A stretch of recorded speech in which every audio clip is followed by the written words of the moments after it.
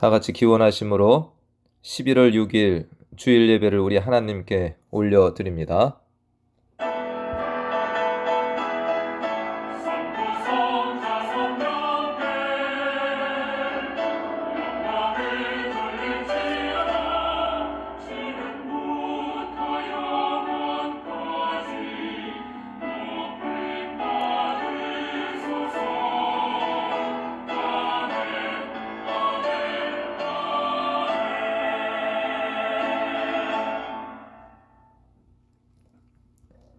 율법 중에서 어느 계명이 크니까?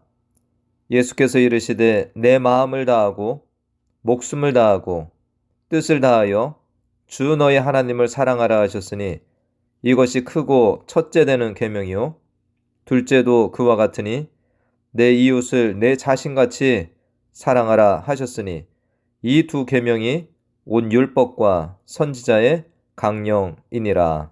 아멘. 하나님 아버지, 지난 한 주일간도 우리 모두와 함께 동행하여 주시고 은혜 내려주시고 이 예배의 자리까지 인도하여 주심에 감사를 드립니다. 어둠이 도처에 가득한 세상 속에서 살다가 하나님을 예배하는 이 자리에 나왔사오니 이 시간 빛 대신 하나님을 만나며 예배드리고 교제하는 중에 우리의 눈이 더욱 열리는 은혜를 경험하게 하여 주시옵소서. 이 시간 성령께서 도와주셔서 우리의 영안이 열려지게 해주시고 하나님만을 바라보며 예배하는 시간 되게 인도하여 주시옵소서. 우리 안에 있는 거립김과 어둠에 속한 일들을 모두 내려놓고 거룩함으로 하나님을 예배하도록 도와주시길 다시 한번 간절히 원하옵고 예수님의 이름으로 기도하옵나이다. 아멘.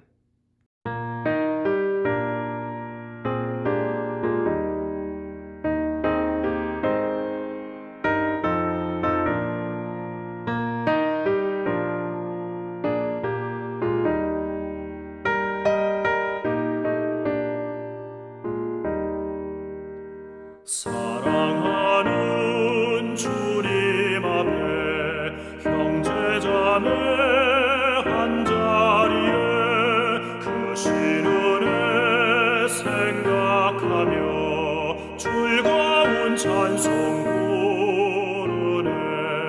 내 주 예수 본을 받아 모든 사람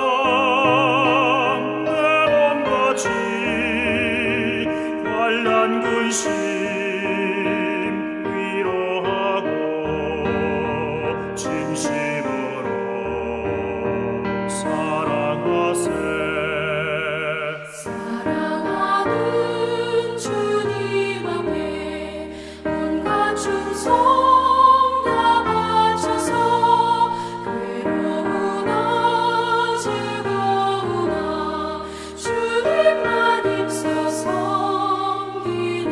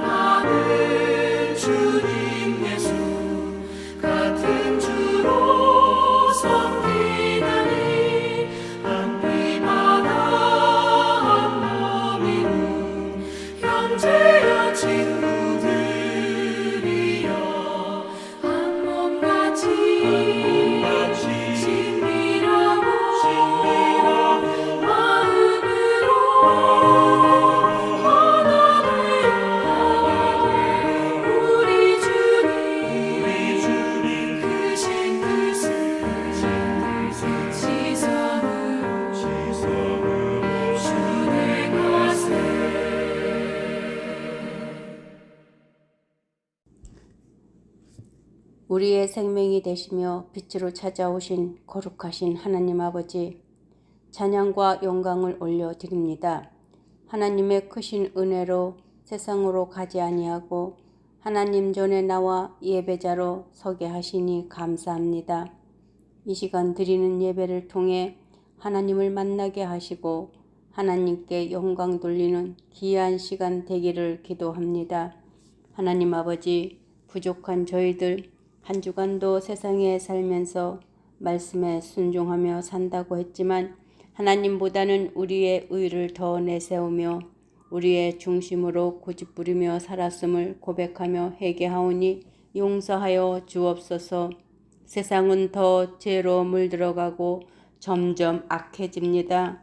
전쟁으로, 자연재로, 인간의 욕심으로 험난한 시간들을 보냅니다. 우리들의 힘으로는 할 수 있는 것이 아무것도 없음을 깨닫게 하신 주님, 하나님의 도우심을 의지하오니 도와주옵소서. 이 시간 간절히 기도합니다. 육신의 병으로 고통받는 성도들 건강을 회복시켜 주시고 시험에 들어 갈팡질팡하는 성도들에게 믿음을 주셔서 하나님 말씀으로 영분별하는 믿음의 승리자가 되게 하옵소서. 이 자리를 사모하지만 여러 가지 사정으로 나오지 못하는 성도님들, 우리와 똑같은 은혜를 주셔서 주님께 영광을 올리며 은혜 나누는 믿음 주시기를 기도합니다. 저희 베니스 교회를 긍휼히 여기시어 베니스 교회를 통해 빛을 발하는 교회가 되게 하시고 열심 있는 일꾼을 보내주셔서 모든 것이 협력하여 선을 이루게 하옵소서. 말씀을 전하시는 목사님, 영육간의 강건함을 주시고 말씀이 선포될 때 능력 있는 말씀이 되어 더하지도 아니하고 보태지도 아니하는 하나님 말씀만 선포되도록 능력 위에 능력을 더하여 주옵소서.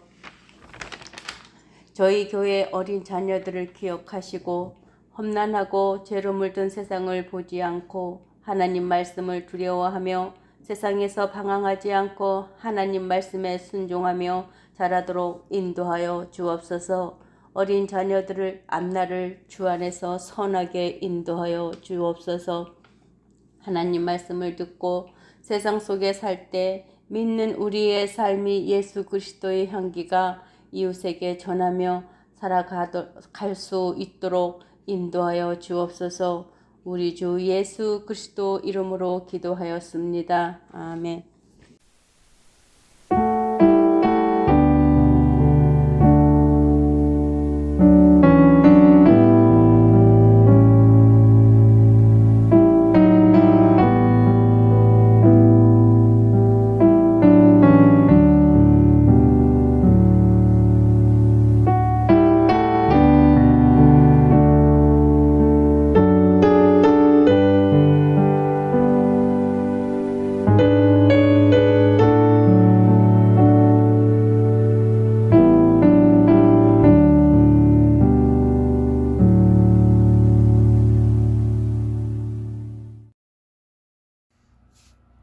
오늘 함께 보실 하나님의 말씀은 요한일서 2장 7절에서 11절까지 말씀입니다.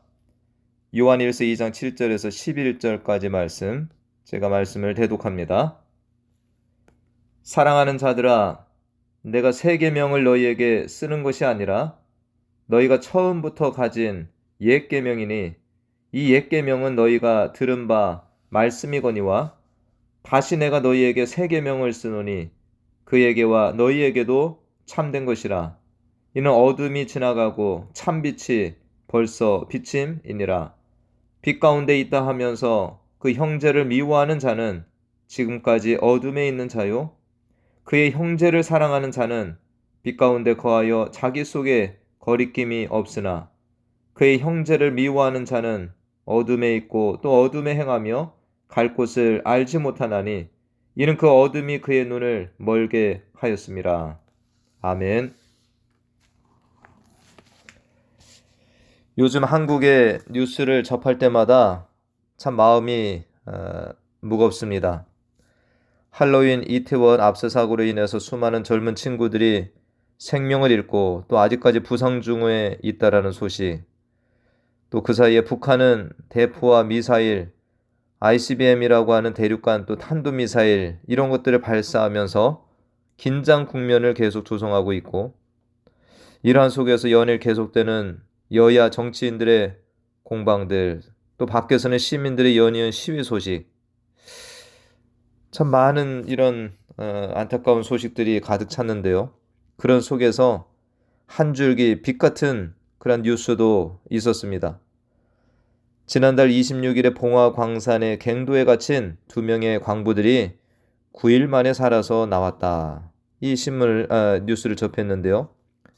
지하 190m 갱도에 갇혔던 2명의 광부는 9일 동안 그 안에서 있으면서 가지고 있던 커피 믹스를 그렇게 밥처럼 먹으면서 지내고, 또 그것이 떨어졌을 때는 그 속에 흐르는 지하수도 마시면서 그런 9일의 시간을 버티었다. 이렇게 기사에 적혀 있었습니다. 그 안에가 너무 추우니까 간간히 불을 피워서 또 체온을 유지했다. 이렇게도 하고 있는데요.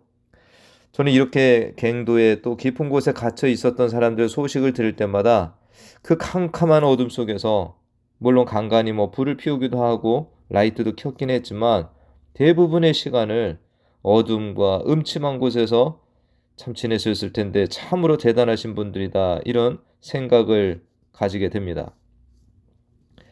이번에 그 깊은 갱도 안에 갇힌 아버지께 그 아들이 이렇게 보내는 편지가 인터넷에 공개가 됐는데요. 내용이 이렇습니다. 아버지, 밖에서 아버지를 애타게 기다리고 있어요. 많이 힘들겠지만 힘내시고 밖에서도 최선을 다하고 있으니 조금만 더 견뎌주세요. 아버지 사랑합니다. 꼭 살아서 돌아오세요. 라는 편지가 있었습니다. 그 어두운 깊은 그 갱도에 갇혔던 분이 이러한 편지를 그곳에서 만약 받아서 읽었다면 얼마나 큰 힘이 되었을까요? 정말 어떤 삶의 의지도 식어가던 때에 그 삶의 어떤 소망을 불러일으키고 또 큰 의지를 불러일으키는 그런 편지가 될 것이라 생각이 됩니다. 지난주에 우리 교회에서 한 주 동안에 2분의 심장수술 환자가 있었습니다. 전부터 심장질환이 있으셨던 이순애 권사님의 남편 되시는 미스터 몰로께서 11월 1일에 수술을 잘 마치셨는데요. 그래서 중환자실에서 회복을 하시는 이런 일이 있었고, 근데 목요일 아침에 우리 신규식 집사님이 갑자기 심장 수술을 하시고 중환자실에 계시다는 충격적인 이 소식을 제가 또 들었습니다. 신규식 집사님 지난주 수요일 저녁에 수술을 하시고 중환자실에 계셨는데 지금도 아직 의식이 돌아오지 않으신 상태입니다. 제가 지난 금요일 날 이순애 권사님 부군 되시는 미스터 몰로 이 분을 신방을 하였는데 말씀도 잘 하시고 또 수술 결과에 아주 만족해 하시는 모습을 볼 수 있었습니다.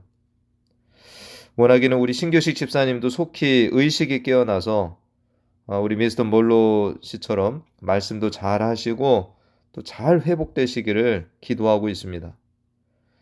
저는 지난 한 주일 동안 빛과 어둠, 절망과 소망, 천당과 지옥을 왔다 갔다 하는 이러한 심정의 시간이었습니다.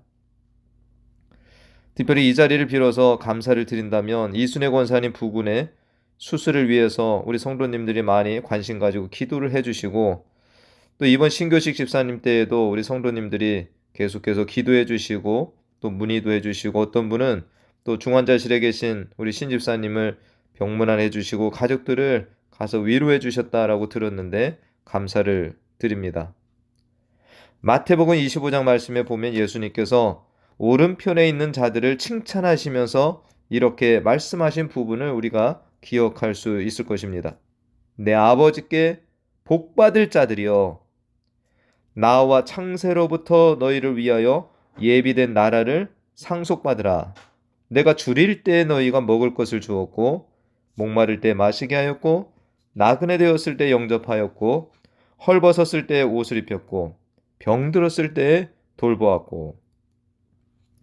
즉 병든 형제 자매들을 돌아보는 것에 대해서 주님은 곧 내게 했다라고까지 말씀을 하셨습니다.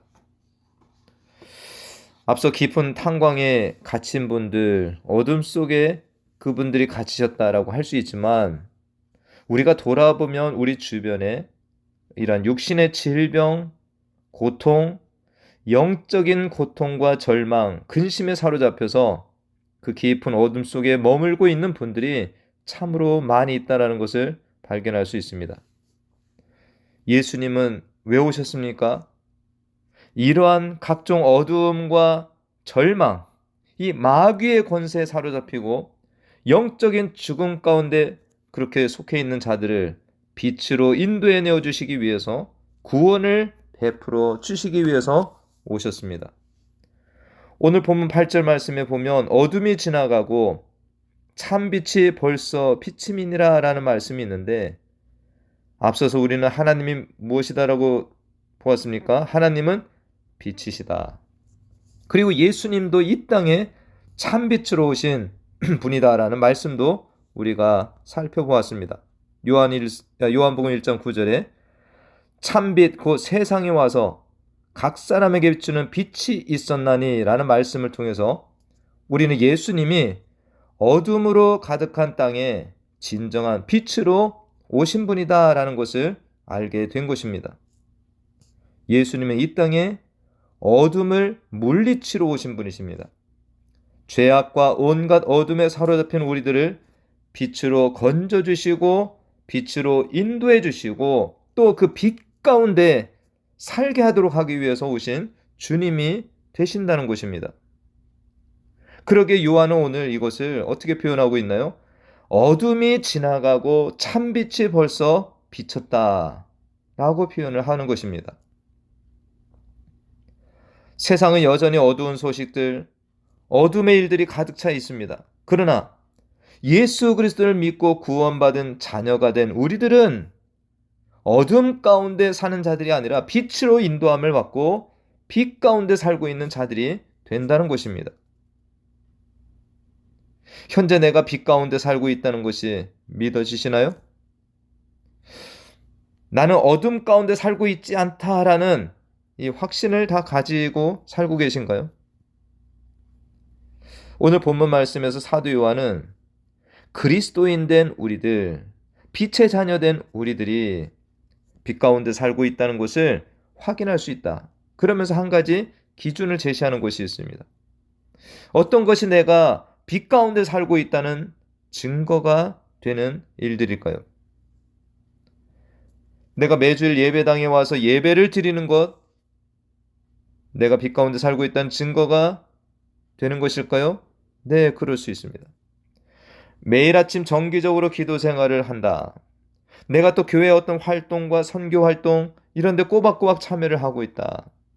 어려운 이들을 구제하는 일을 정기적으로 하고 있다. 내가 악한 이들과 함께 동행하지 않고 죄의 길에 서지 않았으므로 나는 어둠이 아닌 빛 가운데 살고 있다라고 우리는 말할 수도 있을 것입니다. 그러나 오늘 말씀 속에서 요한은 우리가 어둠이 아닌 빛 가운데 살고 있다는 것을 증명하는 것이 무엇이냐? 그것은 바로 사랑하며 살고 있는가? 형제의 사랑이 내가 어둠 가운데 살고 있는 것인지 빛 가운데 살고 있는지를 구분짓는 기준이 된다라고 말하고 있는 것입니다.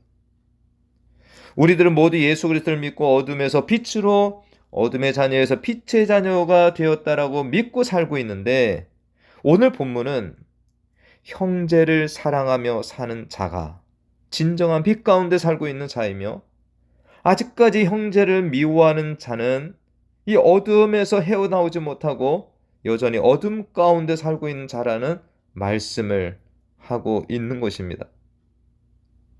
그렇기 때문에 오늘 본문 말씀은 우리 신앙생활에 심각한 도전을 주는 본문 말씀인과 동시에 이 말씀을 우리가 온전히 받아들여서 형제를 사랑하며 산다면 참다운 빛에 거하며 진정한 자유를 누리며 살게 해주는 축복의 말씀이기도 한 것입니다. 먼저 9절 말씀을 봅니다. 빛 가운데 있다 하면서 그 형제를 미워하는 자는 지금까지 어둠에 있는 자요. 새 번역 성경을 보니까 여기에 형제 자매를 포함하고 있습니다. 빛 가운데 있다고 말하면서 자기 형제 자매를 미워하는 사람은 이렇게 되어 있는데요. 빛 가운데라는 것은 빛 대신 하나님과 함께 산다, 동행한다, 그분의 말씀을 따라 산다라고도 할 수 있는 것입니다. 그러기에 빛 대신 하나님과 동행하며 그분의 말씀에 참되게 순종하며 살아가는 자는 무엇을 가지고 살 수 없다는 것입니까? 미움을 가지고 살 수 없다는 거죠. 만약에 형제를 미워하면서 나는 빛 가운데 살고 있다고 하면 그것이 모순이 된다는 것입니다. 그래서 오늘 말씀에는 그가 아직도 어디에 살고 있다? 어둠 속에 살고 있는 증거다라고 말씀을 하는 것입니다. 11절 말씀에 그의 형제 자매를 미워하는 사람에 대하여 추가되는 말씀이 있죠. 형제 자매를 미워하는 자는 어디에? 어둠에 있고 어디에서 행한다? 어둠에 행하며 갈 곳을 알지 못하는 자라 이렇게 말씀합니다. 예수님을 나는 믿어. 그러나 여전히 나 속에 누군가를 미워하고 용서하지 못하고 살아가며 이는 눈이 가리워져서 제대로 볼 것을 보지 못하고 주님을 따르지 못하며 살고 있다라는 것입니다. 제대로 신앙생활을 하지 못한다는 거죠. 여기서 목사로 말씀을 전하고 있는 저도 모태신앙이라고 하지만 이 말씀으로 이 잣대로 저를 볼 때 긴 시간을 어둠 가운데 지내며 신앙생활한 그런 일들이 있습니다.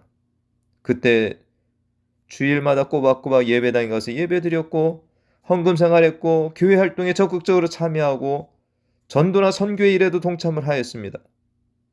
그런데 누군가를 내 속에 미워하고 용서하지 못하고 그것을 마음에 여전히 품고 하나님을 예배하였다라고 한다면 그 신앙생활했던 일들이 여전히 어둠 가운데서 행했던 그런 때였다라고 할 수 있다라는 것입니다.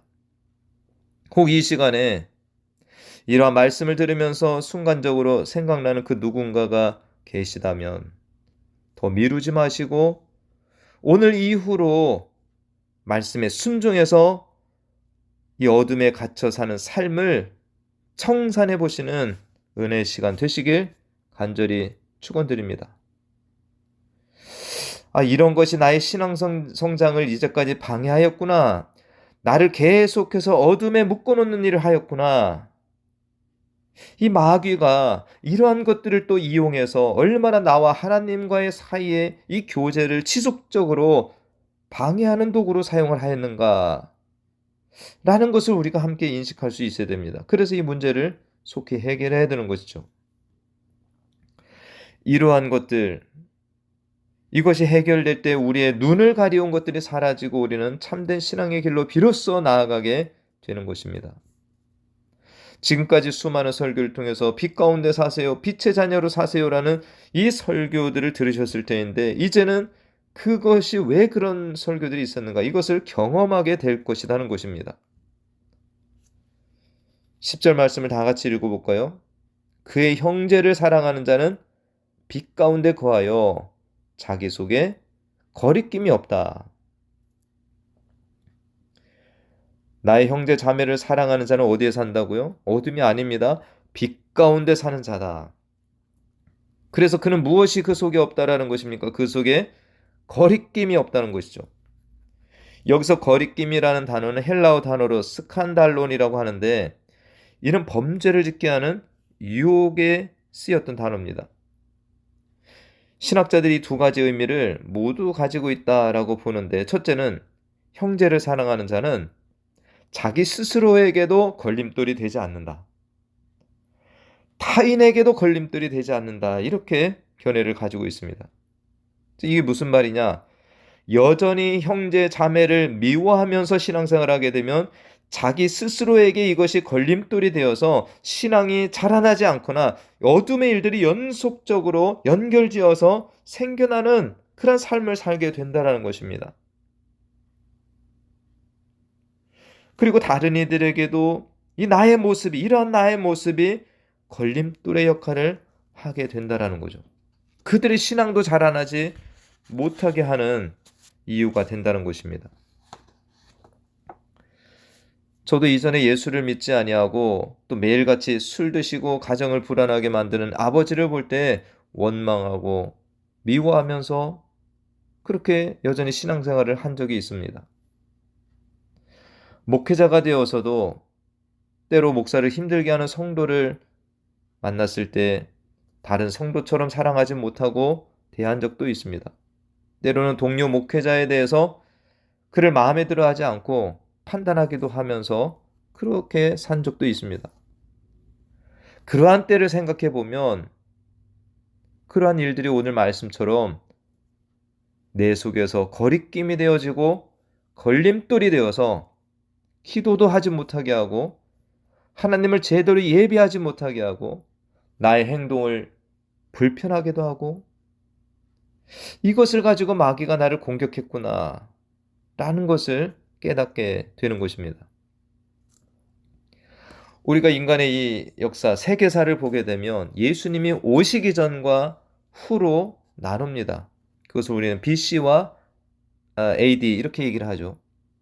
성도들의 삶은 예수님을 만나기 전과 후로 나눌 수가 있습니다. 그리고 우리가 신앙생활하는 중에는 어떻게 나눠볼 수 있습니까? 형제를 사랑하기 전과 후로 나누어 볼 수 있다는 것입니다. 내 주변에 있는 형제 자매들을 진정으로 사랑하고 용서하고 나아가서 원수까지도 사랑하며 산다면 우리는 이 땅에서도 천국을 경험하는 삶을 살 것이고 빛에 거하며 나 스스로에게나 다른 이들에게도 걸림돌이 되지 않으면서 살아가는 참 자유와 기쁨을 맛보는 신앙생활을 하게 될 것입니다. 그러나 형제자매를 미워하고 사랑하는 일을 다음으로 미루게 된다면 또 미루고 한다면 나는 여전히 어둠 가운데 살고 있는 것이며 주님과 진정한 사귐을 가지지 못하고 이 천국을 경험하는 것도 뒤로 미루며 여전히 어둠 가운데 헤매는 삶을 살게 된다는 것입니다. 제가 좋아하는 찬양 중에 다윗과 요나단의 찬양 내가 먼저 손 내밀지 못하고라는 이 찬양이 있는데 그 가사를 읽어드리면서 설교를 마치고자 합니다. 내가 먼저 손 내밀지 못하고 내가 먼저 용서하지 못하고 내가 먼저 웃음 주지 못하고 이렇게 머뭇거리고 있네. 그가 먼저 손 내밀길 원했고 그가 먼저 용서하길 원했고 그가 먼저 웃음 주길 원했네. 나는 어찌 된 사람인가? 오 간교한 나의 입술이요 오 옹졸한 나의 마음이요 왜 나의 입은 사랑을 말하면서 왜 나의 마음은 화해를 말하면서 왜 내가 먼저 져줄 수 없는가? 왜 내가 먼저 손해볼 수 없는가? 오늘 나는 주님 앞에서 몸둘 바 모르고 이렇게 흐느끼며 서 있네. 어찌할 수 없는 이 마음을 주님께 맡긴 채로 먼저 손 내밀고 먼저 사랑하고 먼저 용서하고 먼저 찾아가는 사람이 성숙한 자입니다. 성숙함을 경험하게 되면 신앙도 한층 더 자라나게 됩니다. 할렐루야. 기도하겠습니다. 하나님 아버지, 오늘도 빛과 어두움에 대한 말씀을 보았습니다. 우리는 예수 그리스도를 믿음으로 분명히 빛의 자녀들이 되었는데 우리 삶에는 여전히 어두움에 속한 옛사람의 모습이 있다는 것도 말씀을 통해서 살펴보았습니다. 빛 가운데 거한다고 하면서 형제나 자매를 미워하는 자는 아직도 어두움 가운데 살고 있으며 제대로 행하지 못하고 갈 길도 바로 알지 못한다라는 말씀을 들었습니다. 우리 속에는 거리낌이 있어서 나의 신앙도 걸려 넘어지고 다른 이들까지 걸려 넘어지게 한다는 말씀도 보았습니다. 날마다 빛 대신 하나님과 동행하며 우리 안에 보여주시는 어둠에 속한 일들을 과감히 버려버리며 날마다 빛에 거하는 신앙인들 다 되게 도와 주시옵소서. 우리의 신앙을 잘하지 못하게 하고 불편하게 하고 마귀가 가지고 흔드는 이 요소들을 모두 벗어버리고 온전한 빛으로 나아가는 성도들로 살면서 날마다 천국에 사는 성도들 되게 하여 주시옵소서. 예수님의 이름으로 기도하옵나이다. 아멘.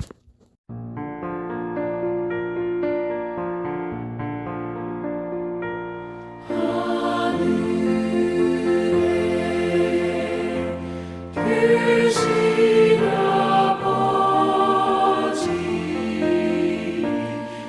이름 거룩하사 주님 나라 임하시고